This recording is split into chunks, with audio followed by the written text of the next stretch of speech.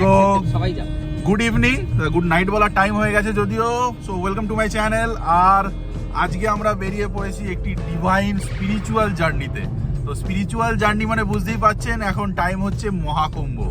144 বছর আগে হয়েছিল, এখন হচ্ছে, হবে আবার আমাদের উত্তরসূরির সময়। তো সেই গডের জায়গা, সেই পাবন ধরতিতে আমরা যাচ্ছি।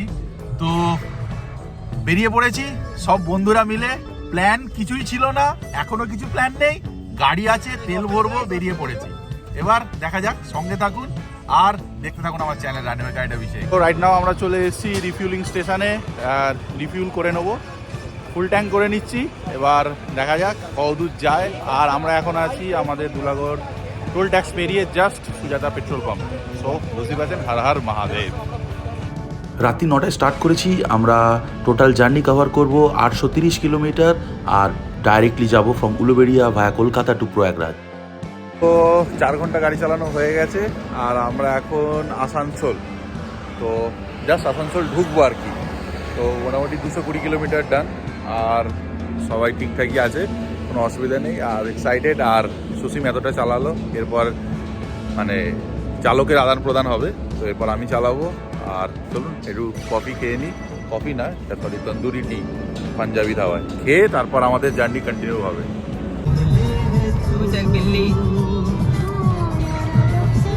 তো এখন রাত 2:30 বাজে, আমরা 340 কিলোমিটার চলে এসেছি।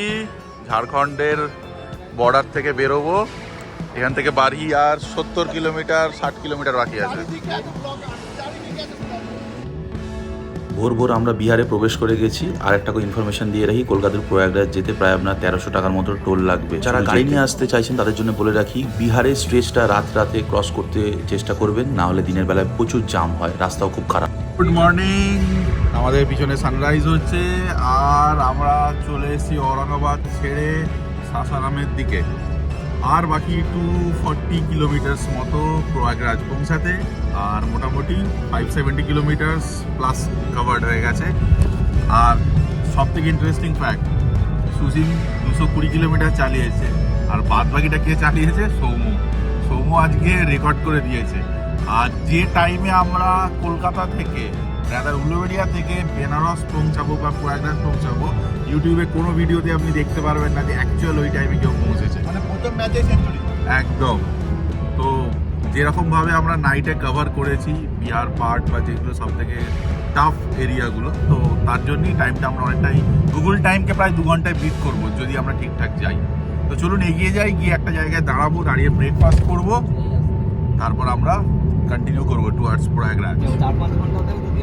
গুগল টাইমকে তাও 2 ঘন্টায় বিট করছি আমরা। মানে এটা অ্যাকচুয়ালি আপনারা যদি কেউ কার ট্রিপ করেন। সো ওয়ান্স অ্যাগেন আমরা মোটামুটি বেনারসের কাছে চলে এসেছি। আমরা এখন জাস্ট দাঁড়িয়ে আছি হচ্ছে মুঘল সরাইয়ের বাইপাসে। তো বুঝতেই পারছেন, এখান থেকে আর 10 থেকে 12 কিলোমিটার গেলেই বেনারস। বাট আজকে আমরা বেনারস স্টে করছি না, আমরা ডিরেক্ট চলে যাচ্ছি প্রয়াগরাজ। তো তার আগে আমরা সকালে একটি ধাবায় দাঁড়িয়েছি, Shiva Dhaba and family restaurant. তো এখানে একটু ব্রেকফাস্ট করব, একটু ফ্রেশ হব। আর সোমো প্রায় ওভার 500 কিলোমিটার নিজে ড্রাইভ করেছে, এরপর আমি ড্রাইভ করব। সো আই হোপ আজকের জার্নিটি বা আমাদের কালকে থেকে যে জার্নিটি আছে সেটা আপনি এনজয় করছেন।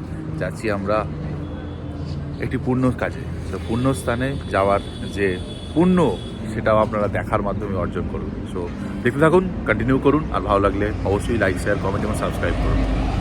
সো বেনারস বা বারাণসী যাই বলুন না কেন, সেখান থেকে প্রায় 130 কিলোমিটার ড্রাইভ করে আমরা প্রায় চলে এসেছি আমাদের প্রয়াগরাজে। এই সামনেই দেখতে পাচ্ছেন মহাকুম্ভের গেট, তো যার জন্য আলটিমেটলি সবাই ওয়েট করে থাকে। সামনেই দেখতে পাচ্ছেন প্রয়াগরাজের গেট। আর আলটিমেটলি আমরা কালকে বাড়ি থেকে বেরিয়ে আজকে দুপুর 12টার মধ্যে প্রয়াগরাজে এসে এন্টার করছি। আর এটাই সেই সরস্বতী দ্বার। So finally after a long drive of the night আমরা চলে এসেছি মহাকুম্ভ প্রয়াগরাজে, সেই পাবন ধরতিতে, যেটা প্রায় 4000 হেক্টর এরিয়া জুড়ে মহাকুম্ভ মেলা লাগানো হয়েছে। আর thanks to UP government, the arrangement have been so far fascinating. আর এখানের অ্যারেঞ্জমেন্ট বা স্পেসিফিকেশান প্রায় 1.5 লাখের ওপর টেন্ট আছে, 1.5 লাখের ওপর রেস্ট রুম আছে, 3000টা কিচেন আছে, 25টা সেক্টরে ভাগ করা আছে, 100টার উপর পার্কিং লট আছে, হোয়াট নট, এভরি অ্যামিনিটিস সব কিছু এখানে available. So just pack your bag and start for Maha Kumbh. 144 বছর পর আসে। মহাকুম্ভ মেলার ইতিহাস প্রাচীনকালে ফিরে যায় এবং এটি হিন্দু পুরাণে বর্ণিত হয়েছে। এটি বিশ্বাস করা হয় যে দেবতা এবং দৈত্যরা অমৃতের কলস জন্য একটি যুদ্ধে লিপ্ত হয়েছিলেন এবং কলসটি পৃথিবীতে ছড়িয়ে পড়েছিল, যেখানে এটি 4টি প্রবিষ্ট স্তরে অবস্থিত। মহাকুম্ভ মেলা হিন্দু ধর্মের একটি গুরুত্বপূর্ণ উৎসব এবং এটি বিশ্বের সবচেয়ে বড় শান্তিপূর্ণ সমাবেশগুলির মধ্যে একটি। এটি তীর্থযাত্রীদের জন্য আধ্যাত্মিক পরিশোধন এবং মৌক্তিক সন্ধান একটি সুযোগ, এবং এটি ভারতীয় সংস্কৃতির ঐতিহ্যের একটি গুরুত্বপূর্ণ অংশ। এখানে 12 কিলোমিটার লম্বা ঘাট আছে, সুতরাং টোটাল যে রোড আছে এই কুম্ভর জন্য যে শহরটি একটা টেম্পোরারি শহর তৈরি করা হয়েছে বেসিক্যালি, সেখানটা প্রায় 450 কিলোমিটার বিস্তৃত। আমি যতটা পেরেছি ভিডিওটা আনকাট রাখার চেষ্টা করেছি। তো আমরা এখন সেক্টর 19-এর দিকে যাচ্ছি। তো সেখানেই সঙ্গম আছে। অ্যাকচুয়ালি প্রত্যেক ঘাটেইকেই এরা সঙ্গম বলছেন, কিন্তু অ্যাকচুয়াল সঙ্গম হচ্ছে 1, 2, 3 সেক্টরে আছে, যেখানে পবিত্র সন্ন্যাসীরাই স্নান করেন। তো এখানে ঠিক গুগল ম্যাপ ঠিকঠাকভাবে মোটামুটি কাজ করছে না, তাও আমরা মোটামুটি একটা ম্যাপ দেখে আইডিয়া করে সেই ত্রিবেণী সঙ্গমে যাওয়ার চেষ্টা করছি, যেখানে গঙ্গা, যমুনা, সরস্বতী সব একসঙ্গে মিশেছে। তো সেই সঙ্গমেই স্নান করার যে ইচ্ছাটা, দেখা যাক সেটা পূরণ হয় কি না। তো পার্কিং নিয়ে একটু সমস্যা তো মনে হচ্ছে, যে কারণ এত ভিতরে তো গাড়ি ঢোকে না, পার্কিং লটগুলো একটু বাইরে বাইরে। তো আমরা ঢুকে এসেছি ভিতরে, যাই হোক করে মানে অ্যারেঞ্জ করে, যাই না আপনারা এসে অ্যারেঞ্জ করে নেবেন। তো ঢুকে এসেছি ম্যানেজ করে। তো ভিতরে রাখার জায়গা আছে, পুলিশ পার্সোনালরাও বললেন যে একদম ঘাটের কাছেই রাখার জায়গা আছে। অমৃত স্নানগুলোর দিন এখানে গাড়ি অ্যালাউ করা হয় না।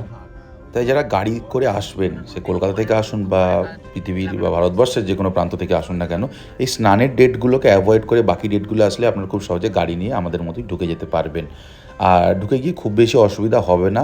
আপনারা একটু জিজ্ঞেস করে করে ত্রিবেণী সঙ্গমে চলে যাবেন। তো দেখা যাক আমরা যেতে পারি কি না।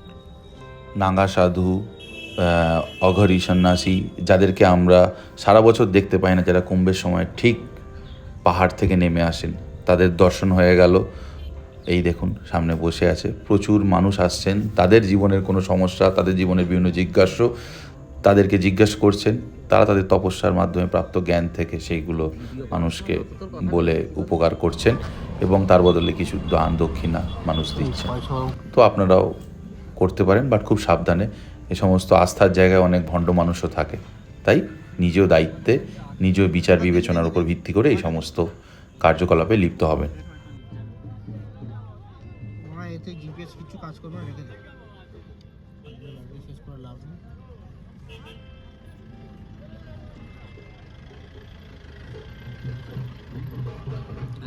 সো ফাইনালি আমরা ত্রিবেণী সঙ্গম যাওয়ার রাস্তা পেয়ে গেছি। এটি অস্থায়ী পিপা ব্রিজ, মানে জাস্ট আপনি ভাবতে পারবেন না এই ব্রিজটা অস্থায়ী ব্রিজ, টেম্পোরারি তৈরি করা হয়েছে।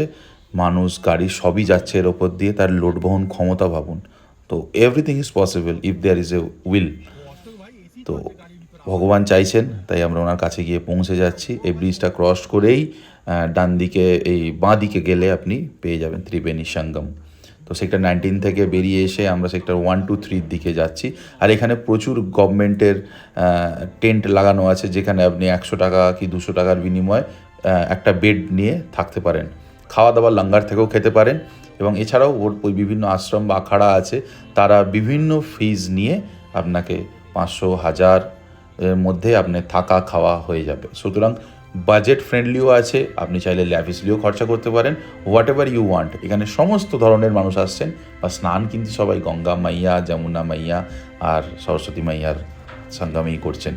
তো এটাই এর অভিনবত্ব। এখানে কোনো ক্লাস নেই, এখানে সবাই আমরা মানুষ, মানুষ মানুষের তরে।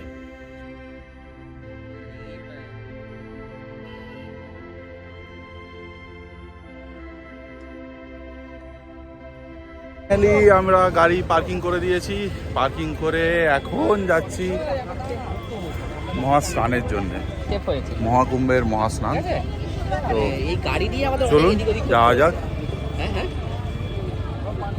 আর অনেক কষ্টে ত্রিবেণী সঙ্গমটা আমাদের খুঁজে পাওয়া গেছে।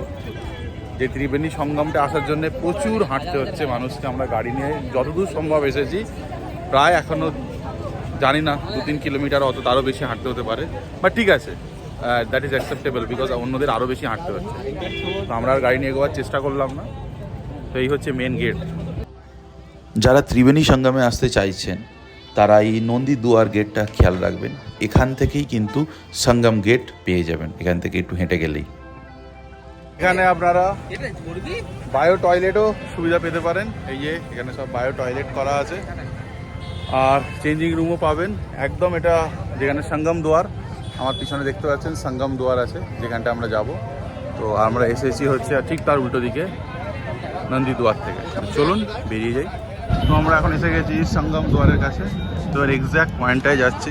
তো বুঝতে পারছেন এখানে প্রচুর মানুষের সমাগম।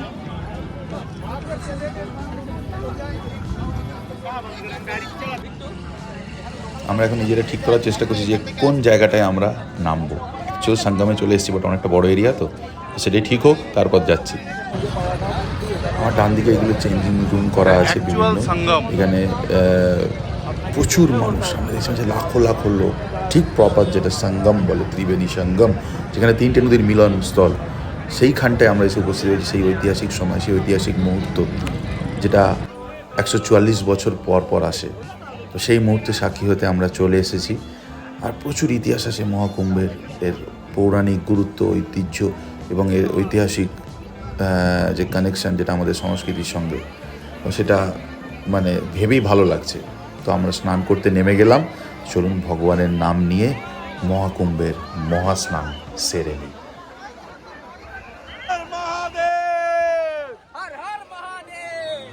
জলটা মারাত্মক ঠান্ডা।